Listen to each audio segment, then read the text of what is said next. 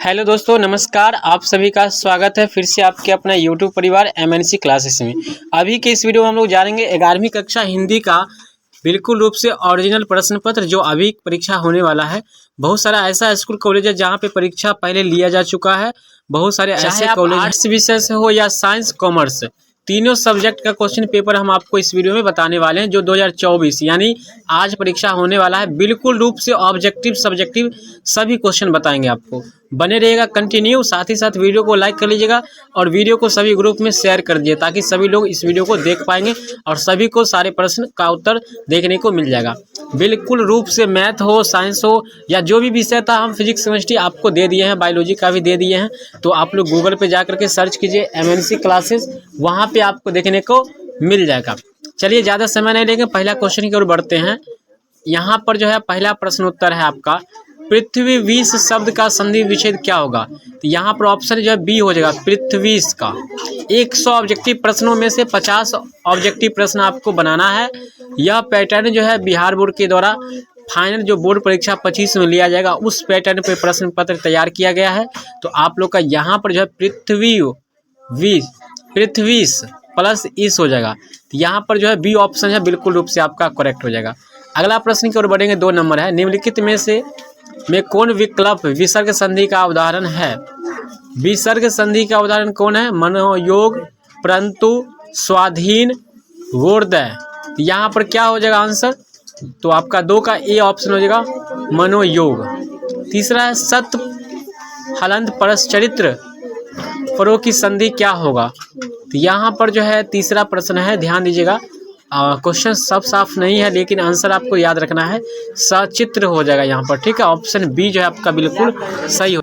चौथा क्वेश्चन है, परम प्लस ओजस्वी की संधि क्या होगा? परम प्लस ओजस्वी का संधि क्या होगा? तो यहाँ पर 4 ऑप्शन आपके सामने है। इसका जो सही आंसर हो जाएगा, परम जोर ओजस्वी का संधि क्या होगा?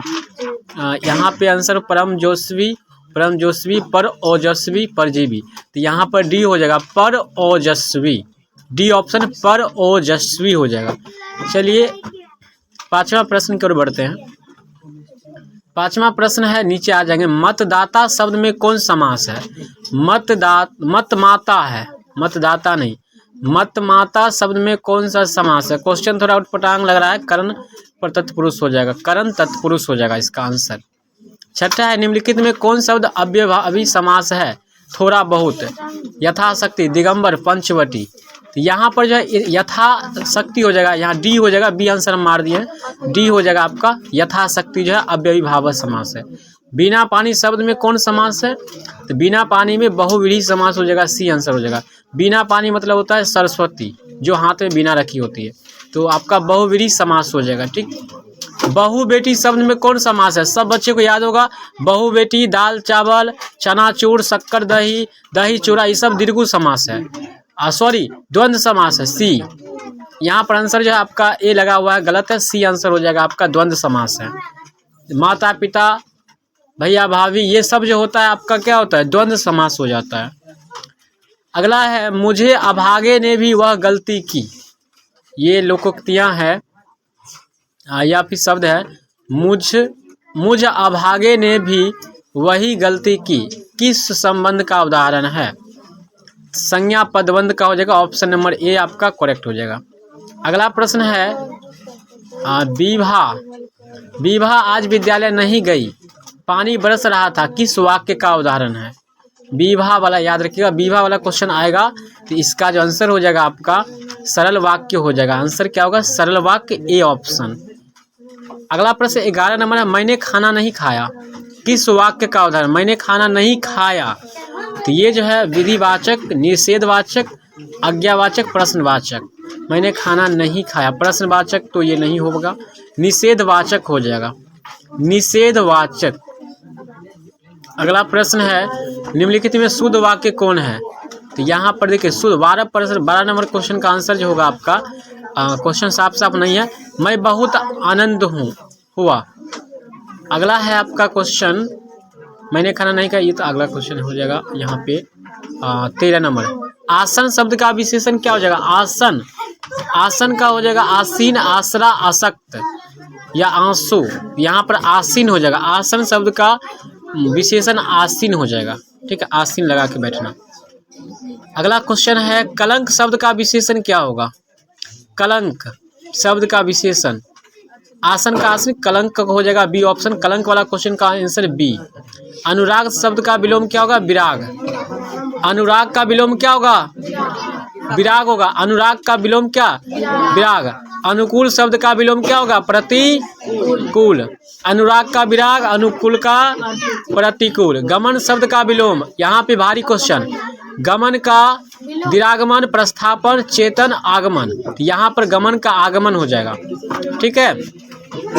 मुंह में कालिख लगाना, मुहावरे का अर्थ, मुंह में कालिख लगाना का मतलब होता है इज्जत, मतलब कलंक लग जाना। मुंह में कालिख लगने का मतलब इज्जत जाना, कलंक लग जाना होगा। अगला प्रश्न है 19 नंबर, नाच न जानत आंगन टेढ़ा। नाच न जानत आंगन टेढ़ा लोकोक्ति का अर्थ क्या होगा? नाच न जाने आंगन टेढ़ा, काम ना जानना और बहाना बनाना, ठीक है। नाच न जाना आंगन टेढ़ा, काम न जानना और बहाना बनाना आप सभी विद्यार्थियों के द्वारा, ठीक। अगला हाथ मलना, मुहावरे का अर्थ क्या होगा? पछताना। हाथ मलना मुहावरे का अर्थ क्या होगा? पछताना। किसी विषय को विशेष रूप से जानने के लिए किस शब्द का प्रयोग किया जाता है? किसी विषय को विशेष रूप से जानने के लिए विशेषज्ञ की आवश्यकता होती है। किसी विषय को जानने के लिए किसकी आवश्यकता? विशेषज्ञ की। अगला है निम्नलिखित में 22 नंबर है, निम्नलिखित में कौन खर शब्द का अनेकार्थी है? खर शब्द, खर और खर का अनेकार्थी शब्द क्या होगा? तो यहाँ पर देखिए खर का हो जाएगा आपका कनक, धतूरा, सोना, अंबर, आकाश, कपड़ा, जल। यहाँ पर कनक, धतूरा, सोना ये हो जाएगा खर का पर्यायवाची हुआ कनक, धतूरा, सोना। धतूरा को ही खर बोला जाता है, ठीक है। धतूरा जो होता है ना उसको खर बोला जाता है। अगला स्त्री शब्द है, यहाँ पर क्या हो जाएगा? चलिए स्त्री शब्द का पर्यायवाची क्या हो जाएगा? मनोहर था, वही होगा। समुद्र शब्द का पर्यायवाची क्या हो जाएगा?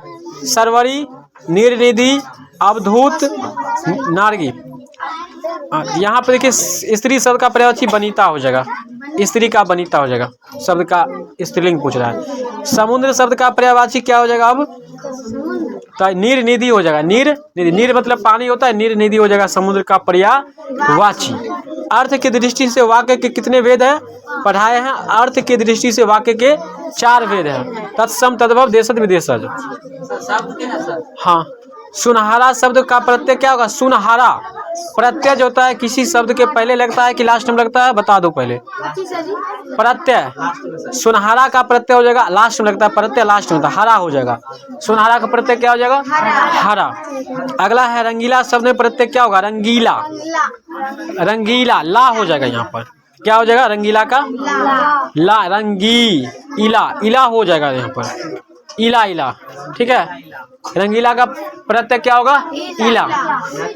अगला है क्वेश्चन, सुभाषित शब्द में उपसर्ग क्या? उपसर्ग किसी शब्द के पहले लगता है, तो सुभाषित में सु हो जाएगा उपसर्ग, क्या हो जाएगा? सु, ठीक है। सौ हर्षु कर सु। अब है सुनहरा शब्द का प्रत्यय हो गया, सुभाषित का हो गया। अब है 31 नंबर, उपवन शब्द में उप क्या है? उपसर्ग क्या है? उपवन में उपसर्ग है, शुरू वाला उपसर्ग है, ठीक है। ऑप्शन बी रखिएगा 31 नंबर। 32 है, रचना अथवा बनावट के विचार से शब्द के कितने वेद होते हैं? तो 3 होता है। रचना और बनावट की दृष्टि से शब्द के 3 वेद होते हैं। अगला क्वेश्चन यहाँ पर साफ साफ नहीं दिख रहा है, ठीक है। अगला क्वेश्चन यहाँ पर इसे 32 का बी आंसर हो गया। 33 का निम्नलिखित में कौन शब्द रूढ़ शब्द का उदाहरण है? 33 रूढ़ शब्द का उदाहरण कौन है? तो यहाँ पर जलज होगा, पंकज है, तो इसी दोनों में से हो जाएगा, पंकज हो जाएगा। रूढ़ शब्द पंकज है। घुड़सवार शब्द का क्या कहलाता है? कौन शब्द है? रूढ़ शब्द, यौगिक शब्द, योग रूढ़, इनमें से कोई? यौगिक रूढ़ है। घोड़ा सवार यौगिक रूढ़ शब्द है। निम्नलिखित में कौन शब्द तत्सम शब्द का उच्चारण नहीं है? आग, फूल, मोर, वत्स। तो मोर जो है तद्भव शब्द है। पगड़ी संबंध शब्द है, तत्सम, देशज, विदेशज या तद्भव। तो पगड़ी जो होता है ये है आपका देशज, देसी भाषा है, ठीक है, देशज है पगड़ी। अगला क्वेश्चन, मोहन धीरे धीरे टहलता है, यह किस वाक्य का उदाहरण है? धीरे धीरे टहलता है, मोहन धीरे धीरे टहलता है, ये टहलना हो गया, एक तरह से काम हो गया, ठीक है। तो क्रिया विशेषण हो जाएगा टहलना, क्या हो जाएगा? क्रिया विशेषण, याद रखिएगा सब। यहाँ पर 38 नंबर का गीत का आंसर हो जाएगा।